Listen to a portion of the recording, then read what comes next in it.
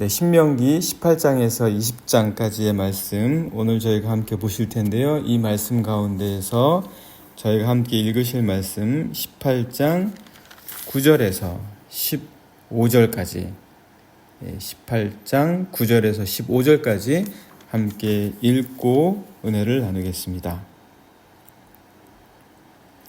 네, 9절입니다. 내 하나님 여호와께서 내게 주시는 땅에 들어가거든 너는 그 민족들의 가증한 행위를 본받지 말 것이니 그의 아들이나 딸을 불가운데로 지나게 하는 자나 점쟁이나 길흉을 말하는 자나 요술하는 자나 무당이나 진언자나 신접자나 박수나 초혼자를 너희 가운데 용납하지 말라. 이런 일을 행하는 모든 자를 여호와께서 가증히 여기시나니 이런 가증한 일로 말미암아 내 하나님 여호와께서 그들을 내 앞에서 쫓아내시느니라. 너는 내 하나님 여호와 앞에서 완전하라. 내가 쫓아낼 이 민족들은 길흉을 말하는 자나 점쟁이의 말을 듣거니와 내게는 내 하나님 여호와께서 이런 일을 용납하지 아니하시느니라. 내 하나님 여호와께서 너희 가운데 내 형제 중에서 너를 위하여 나와 같은 선지자 하나를 일으키시리니 너희는 그의 말을 들을지니라. 아멘. 네, 아직 말도 다 이해하지 못하는 아이들하고 싸우는 어른이 있겠습니까? 아이들이 어른의 말을 이해하지도 못할 뿐만 아니라 그 단어도 그리고 상황도 그리고 아이들이 가진 세계에서는 아직 어른의 것을 다 이해할 만하지 못하잖아요. 그런데 그 아이하고 붙어서 싸워봤자 무슨 소용이 있겠습니까? 그런데도 답답하면 아이를 붙잡아 놓고 아이하고 싸울 때도 있기는 있지요. 아이하고 싸우고 그 아이한테 막 말을 하지만 그러나 아이는 무슨 말을 하는지를 부모님의 말이 무슨 뜻인지를 모를 때가 굉장히 많아요. 그래서 이렇게 아직 말을 다 이해하지 못하는 아이와 싸우는 어른이 있다 할지라도 결국은 혼자의 푸념이 되는 경우가 많죠. 혼자의 푸념. 아이고, 내가 너한테 이런 말을 해봤자 너가 뭘 알겠니? 너가 뭘 이해하겠니? 결국 그렇게 되는 거죠. 혼자의 푸념으로 남거나 아니면 얘에게 어떻게 말을 해줄까? 어떻게 얘가 알아들을까? 이렇게 또 다른 방법을 생각하지 않을 수가 없겠죠. 이해하지 못하니까요. 싸워야 할 대상이 잘못된 거죠. 그 아이하고 그렇게 붙어가지고 싸워서 무슨 소용이 있겠습니까? 그렇지 않으면은 또 이제 혼자 막 화를 낼 수도 있어요. 말을 하다가 말을 못 알아듣는다, 말이 통하지 않는다, 왜 말귀를 알아듣지 못하냐, 막 혼자 흥분하고 화내다가 끝이 나거나 아니면 괜히 아이에게 상처를 줄 수가 있는 거예요. 본인도 힘들고 아이도 상처받고 이게 싸울 대상이 뭔가 좀 잘못된 거죠. 뭐하고 싸워야 되겠습니까? 아이하고 붙잡아 놓고 싸워야 되겠습니까? 아니면 그 아이가 제대로 이해하지 못하는 부분을 어떤 식으로든 해결하기 위해서 그 문제와 싸워야 되겠습니까? 앞뒤 상황을 전혀 이해하지 못하는 신참, 예를 들어서 회사라든지 아니면 군대라든지 어떤 조직에서 이제 갓 들어오는 신참에게 그 조직에 아니면 군대의 오랜 수고원이나 아니면 오랜 나름대로의 노하우나 아니면 자기 자신만의 바램을 아무리 설명한들 그 신참이 바로 이해할 수 있겠습니까? 바로 받아들일 수가 있겠습니까? 겉으로는 네 할 수 있습니다. 그러나 온전히 받아들이고 숙지하지 못하는 거예요. 그거 하려면 시간이 걸린단 말이죠. 그런데 그게 제대로 안 된다고 막 우리가 안다라고 조바심 난들 제대로 되겠습니까? 기다려야죠. 기다려야 된다. 그러니까 그것 역시 우리가 무엇과 싸워야 될지를 잘못 고른 거예요. 알아들을 받지 못하는 상태인데도 그것을 계속해서 마치 그 사람에게 문제가 있는 것처럼 싸운다면 결국은 잘못 싸우는 거죠.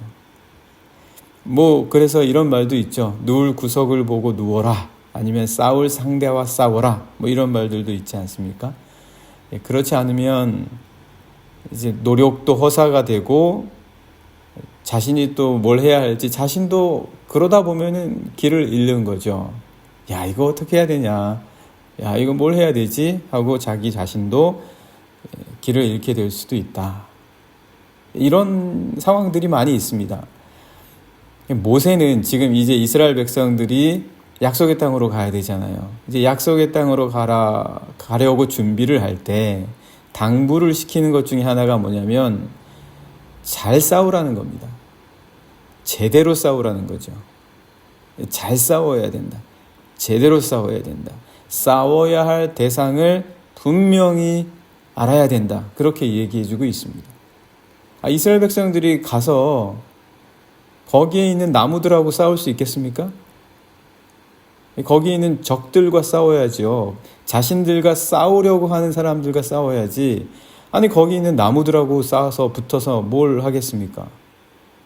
거기 있는 풀들하고 싸우겠습니까? 어리석은 거죠, 그러면. 그러지 말라. 그렇게 이야기해주고 있습니다.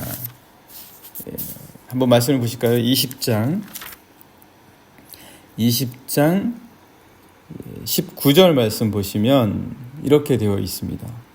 너희가 어떤 성읍을 오랫동안 애워싸고 그 성읍을 쳐서 점령하려 할 때에도 도끼를 둘러 그곳에 나무를 찍어내지 말라. 이는 너희가 먹을 것이 될 것이미니 찍지 말라. 들의 수목이 사람이냐? 너희가 어찌 그것을 애워싸겠느냐? 다만 과목이 아닌 수목은 찍어내어 너희와 싸우는 그 성읍을 치는 기구를 만들어 그 성읍을 함락시킬 때까지 쓸지니라. 그러니까 물론 누가 나무랑 싸우겠습니까? 누가 나무를 대놓고 고함을 지르면서 칼을 휘두르고 창을 휘두르겠습니까? 그런 1차원적인 얘기는 아니겠죠. 그런 말이 아니라 거기 들어가서 모든 나무들도 싹 다 베고 그거 가지고 자기들이 하고 싶은 대로 정말 절제 없이 다 사용해서 낭비하여 벌목을 해버린다거나 그곳에 있는 모든 산림자원들을 다 훼손한다면 이게 어찌 지혜로운 게 될 수 있겠냐라는 거죠. 그것과 마치 싸우려 하는 어리석은 행동이나 뭐가 다를 바가 있냐라는 거예요. 왜 지혜롭지 못하게 자신들의 에너지와 힘과 지혜를 엉뚱한 데 쓰냐는 거예요. 그렇게 될 수가 있다는 거죠. 너희들이 갔을 때 분명히 해야 될 것과 하지 말아야 될 것을 구분하는 것도 너희가 잘 싸우는 거다. 거기에 있는 나무들을 애워싸고 그 나무들을 베어가면서 적군을 잡고 그리고 그곳에 있는 땅들을 차지하겠다고 마구 나무들을 베는 것만큼 어리석은 자들이 어디 있냐? 그거 나무들하고 자연하고 너가 싸울 거냐? 오늘 우리가 정작 싸워야 될 것과 싸우지 않고 엉뚱한 사람 붙잡아 놓고 싸운다거나 엉뚱한 감정을 갖는다거나 엉뚱한 생각들을 하고 엉뚱한 계획들을 하면 이것과 다를 바가 없다. 그렇게 말씀해 주시는 거죠. 싸워야 할 것과 싸워야 된다. 싸워야 할 것과 싸워야 된다. 내가 지금 내 인생의 삶을 살아가면서 싸워야 할 것과 싸우지 않고 지금 엉뚱한 싸움을 싸우고 있지 않은가? 생각하라는 것이죠. 뿐만 아니라 이제 무죄한 피를 흘린 사람들하고도 싸우지 말라는 거예요. 하나님께서는. 실수로 사람들에게 잘못할 수 있잖아요. 고의가 아닌 채로 사람들에게 상처를 입히거나 죽일 수가 있었죠. 오늘날에는 더욱더 조심하겠지만 이때만 해도 정말 기구도 잘못될 수 있어서 나무를 베다가 그 나무 도끼에 그 도끼 자루로부터 도끼 날이 빠져서 갑자기 사람이 죽을 수도 있는 거예요. 잘못해서. 고의가 아닌 거죠. 이럴 때 물론 죗값은 치러야 되겠지만, 그 실수와 잘못에 대한 죗값은 치러야 되겠지만, 이 사람을 살인자처럼 대우해서는 안 된다는 거예요. 왜 그 사람의 상황이나 여건과 의도를 고려하지 않고 왜 그 사람을 살인자처럼 취급해서 그런 사람들과 싸워서 사회와 공동체를 와해시키고 어렵게 만드냐는 거예요. 그렇게 하지 말라는 거죠. 그래서 어떻게 말씀하십니까? 그들에게 정의를 구현하겠다고 억지로 죄를 묻거나 심판하려고 애쓰지 말고, 그러면 사회적 낭비가 어떠하겠냐? 그러면 그 사회의 반목이 어떠하겠냐? 보복하려는 자, 피를 갚으려는 자가 온 나라를 돌아다니게 하면 그 나라가 도대체 어떻게 되겠냐? 그래서 도피성을 만들라고 하십니다. 도피성을 만들어야 된다. 그래서 오늘 19장의 말씀 한번 보시죠. 19장의 말씀 보시면, 우리 19장 말씀 3절 한번 잠깐 보실까요? 3절 4절 보시면, 내 하나님 여호와께서 내게 기업으로 주시는 땅 전체를 세 구역으로 나누어 길을 닫고 모든 살인자를 그 성읍으로 도피하게 하라. 살인자가 그리로 도피하여 살만한 경우는 이러하니 곧 누구든지 본래 원한이 없이 부지 중에 그의 이웃을 죽인 일, 가령 사람이 그 이웃과 함께 벌목하러 살림에 들어가서 손에 도끼를 들고 벌목하려고 찍을 때에 도끼가 자루에서 빠져 그의 이웃을 맞춰 그를 죽게 함과 같은 것이라. 이런 사람은 그 성읍 중 하나로 도피하여 생명을 보존할 것이니라. 부지 중에 이렇게 아무런 원한도 없고 죽이려고 하는 마음도 없고 아주 친하고 좋은 사람이었는데 이렇게 실수를 하게 되면 그에 대한 죗값은 치르되 도피성에 갇혀서 감옥에 갇힌 것처럼 지내게 하되 그의 목숨은 심판받을 때까지, 재판받을 때까지 살려줘야 된다. 뿐만 아니라 그런 도피성에 가는 길을 아주 어렵게 만들면 안 된다는 거예요. 표지판도 만들고 어디로 가야 하는 것이 도피성에 이르는 길인지 길도 잘 닦아놔야 된다라는 거예요. 누구든지 부지 중에 그런 실수를 범한 자가 있으면 쉽게 찾아갈 수 있게 해야 된다. 아주 어렵게 해서 아무도 알아볼 수 없는 저 구석에 표지판 하나 없이 해놓으면 그거 죽으라는 거죠.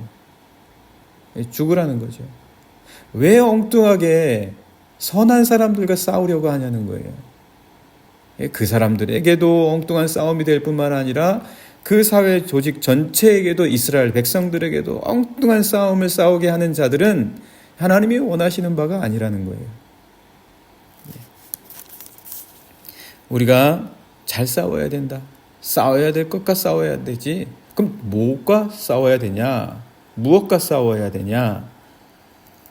이스라엘 백성들이 이제 들어가서 하나님께서는 그 백성들 가운데 멀리 있는 백성들하고는 먼저 화친을 청하라고 했지만, 그리고 화친을 서로가 받아들이면 전쟁을 피하라고 하셨지만, 그들이 들어가서 거할 그 땅의 거주민들, 가나안 족속들이죠.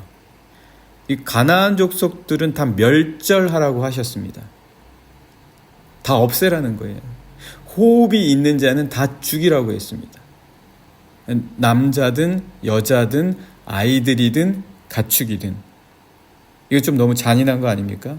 이거야말로 지금 싸워야 될 것들을 엉뚱하게 잘못 싸우게 하시는 거 아닙니까? 그런데 이거는 모든 민족에게 해당되는 게 아니라 이스라엘 민족이 들어가서 거할 그 땅, 가나안 거민에게만 해당되는 거였어요. 이거를 이제 히브리 용어로 헤렘이라고 합니다. 헤렘. 근데 이 헤렘은 진멸해라 라는 뜻이기도 하지만 바치다라는 뜻도 있습니다. 그러니까 제사에 관련된 용어다라는 거죠. 전쟁 용어일 뿐만 아니라 제사에 관한 용어다. 그럼 제사 가운데에서도 어떤 용어냐? 정결과 부정을 구별할 때 하나님 하나님께 부정한 것을 다 제하여 하나님께 드리는 것. 사람들이 접촉하지 못하고 만지지 못하고 가까이 하지 못하도록 다 멸하여 하나님께 다 바쳐야 되는 것. 부정을 피해야 하는 것. 그것은 다 진멸해서 하나님께 드려야 했다. 그럴 때 헤렘이라고 씁니다. 그러니까 그것을 살려둬서는 안 되는 거예요. 아무리 값어치가 나고 아무리 아름답고 아무리 좋고 아무리 귀해도 부정한 것이라고 여겨지면은 없애서 하나님께 바쳐야 된다. 헤렘. 이건 우리 마음, 우리 욕심, 그리고 우리의 이익을 따라 바뀌어지는 판단과 견해와 싸우라는 거죠. 들어가서 싸우려고 했는데 보니까 너무 좋은 거예요. 너무 아름다운 거예요. 너무 귀한 거예요. 그래서 그냥 들어가서 같이 살자. 이렇게 되면 어떻게 되겠습니까? 그러니까 단순히 오늘날 우리 전쟁법이라든지 전쟁 포로에 대한 대우법이라든지 이것과 단순하게 비교해서는 되는 것이 아니라 아직 국가들이 형성이 되지 않고 국경선도 세워지지 않으며 민족의 개념도 약할 때의 도덕과 제사에 관한 법적인 측면으로 접근해야 돼야 이 헤렘을 이해하게 된다.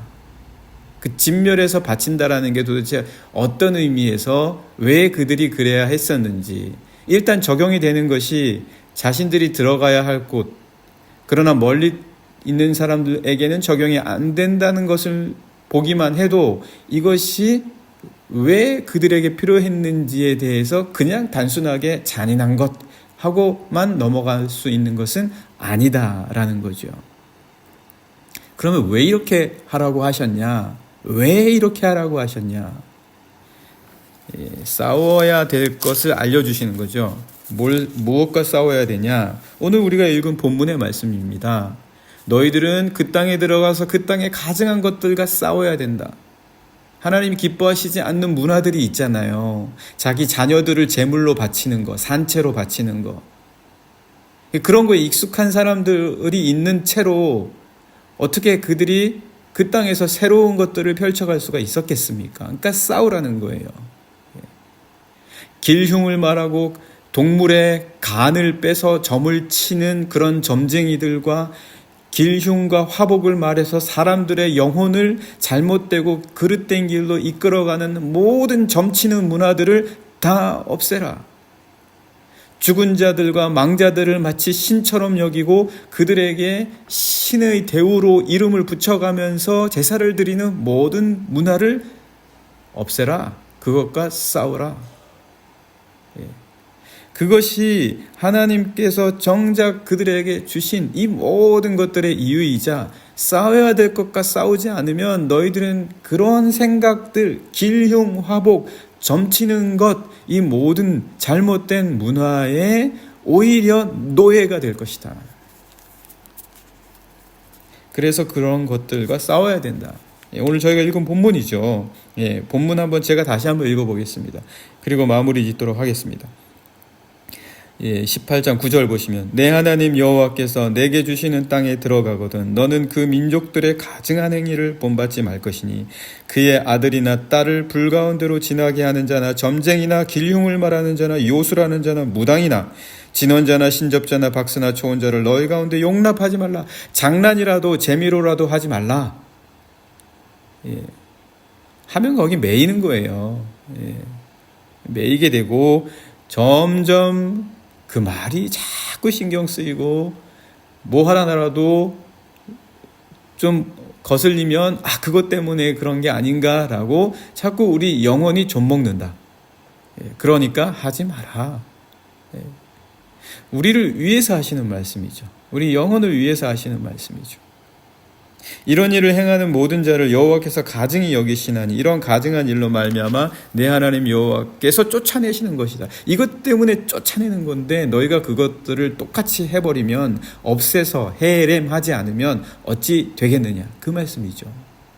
이것들과 싸우라는 거예요. 괜히 나무들과 싸우지 말고 괜히 잘못 없이 고의 없이 실수한 사람들을 쫓아내려고 싸우러 다니지 말고 이런 잘못된 신접한 것, 무당과 박수나 길흉을 말하는 자나 공포를 조장하는 자나 앞날을 예비한다면서 환상을 보았다고 하는 자들, 이런 모든 잘못된 자들, 잘못된 문화를 가진 자들과 싸워서 그 모든 것들을 너의 영적인 세계에서 쫓아내라. 그 말씀을 하시고 계십니다. 그러면 우리 어떻게 하죠? 우리는 무슨 정신으로 살아갑니까? 앞날에 대한 것도 알고 싶고, 그리고 우리가 영혼에 대한 것도 알고 싶은데 어떻게 합니까? 주님, 그래서 15절 말씀, 하나님께서는 내 하나님 여호와께서 너희 가운데 내 형제 중에서 너를 위하여 나와 같은 선지자 하나를 일으키시리니 너희는 그의 말을 들어라. 선지자의 말을 들어라. 이 선지자가 누굽니까? 그리스도 예수.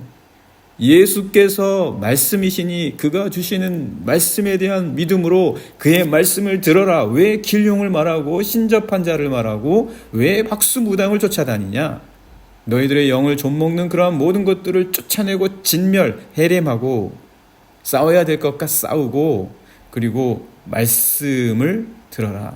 선지자 그리스도 예수의 말씀을 들어라. 네, 사랑하는 영락의 성도 여러분, 오늘 우리가 엉뚱한 데 싸우면 안 됩니다. 엉뚱한 사람, 엉뚱한 감정, 엉뚱한 가치, 또 엉뚱한 문화, 오히려 정말 하나님의 말씀을 듣기 위하여 우리가 오늘 하루도 살아갈 수 있는 우리 영락의 모든 성도님들 되시기를 간절히 원합니다. 이 시간 같이 함께 기도하겠습니다. 하나님, 제가 엉뚱한 것과 싸우고 있지는 않습니다.